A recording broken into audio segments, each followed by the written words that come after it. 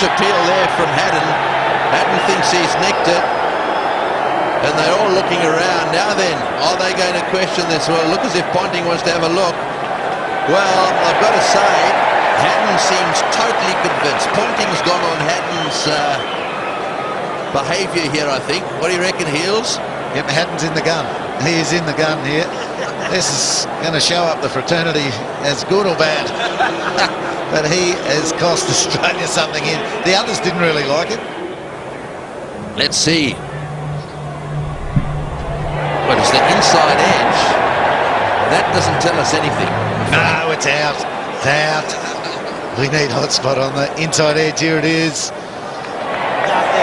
Again, the bottom of the bat has hit Peterson's pad, maybe. See the bottom inside edge, but not really where the ball has gone through. So hotspot's let the keepers down. Let's have a look. No, I reckon he's missed it. Well, that was quite a distance from the pad, so but there was no real appeal from the bowler. There's our hotspot. There's nothing there on the bat about halfway up. That's what you need. So I think this decision's going to stay as is, not out. Keeper's in trouble, Heels. Well, there was nothing else anywhere near. I mean, the bat wasn't near the pad or the boot.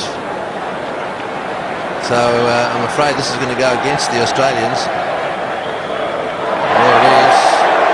Oh, look at Ricky. Can't believe it. Look at him. Can't believe it. 2 for 259. He's come straight over. This is the explanation from the umpire. Something about the base of the bat, I think, saying it hit the boot or pad. Ponting saying his bat was nowhere near his pad. We saw the replay up on the big screen. And we'll just watch this, it keeps going, and Siddle joins in here as well. Ponting's not letting go here. No, and Siddle, get away. Get out of there. You leave your captain mouth off if he wants to. I don't know why his mouth knocked umpire number 2. It was number 3 who's given the decision. And I think Aleem Dar saying the white mark was up the bat. If the ball passed up the bat, the white mark was on the bottom. It's a long way for him to go up and speak to number 3.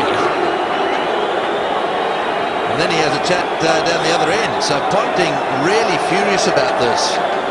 It seems that the Australians are convinced that that will nick the bat. Now, we might have to have a little look. I think these are live pictures now. Ponting eventually going to his position, talking to Peterson, and now asking the batsman, who says to him, "Oh, I just got a faint inside edge." Imagine.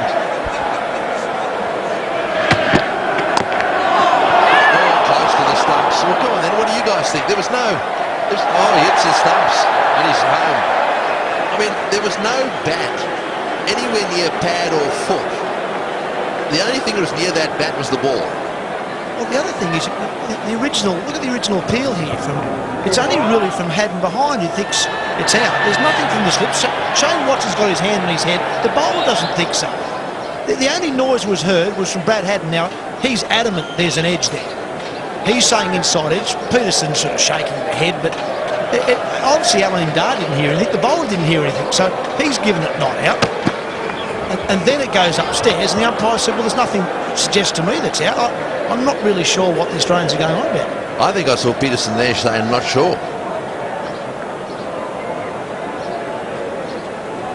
See, there's the Vodafone hotspot again. There's nothing on the inside edge of the bat. There is something down near the toe, which might have been the bat tapping on the ground before the ball was bowled, but there's certainly nothing on the inside edge that suggests that Peterson hit that ball. I think the right decision's been made. Yeah, well, let's face it, a faint little nick. We've run every replay we've got, and if we can't find anything, umpire has said not out, well, then that's got to be it. Now, Snicko, nothing at all. What's going to happen out of that event? It's not a matter whether Peterson was out or not out, is it? Ricky Ponting's going to be in real strife. It's close, isn't it? The ball is close to pad. At that stage, the bat is away from the pad. I think the bat comes in to hit the pad, but there's no Vodafone hotspot line. There's nothing indicating that. There's no Snicko saying there's an edge, and Ricky argues the point for a hell of a long time.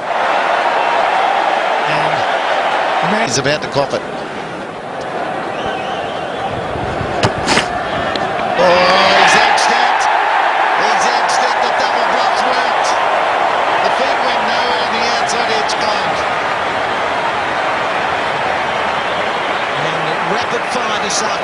Mitchell Johnson has got 3 wickets. But hang on a minute, have we got a challenge? Checking for a no ball, are they? Dear oh dear, the game has changed. DRS in use to see whether it was a legitimate delivery. It's a big outside edge, clutching at straws. Well, I'd say Trot has called for this, or maybe the umpy has. No, I think Aleem Dar thought it was pretty close. Trot's not looking. Trot's not looking, and that's a no ball. Aleem Dar, I think, realised it was pretty close and wasn't sure about it, and he said to Trot, before you go anywhere, well, I just want to have a look at the front line. Sorry, to Pryor. Trot's not even looking, so it's come from the umpire. Well, in the clutching of straws, I think they found one. They have, haven't they? This is unbelievable. He's out. So on the line for a bowler with his foot is a no ball. But Aleem Dar has got it right. The technology is there to use. He says that's a single to England, not a wicket. Well, the Australians are being tested every step of the way, aren't they? Mitchell Johnson, he's got 2 quick ones this afternoon.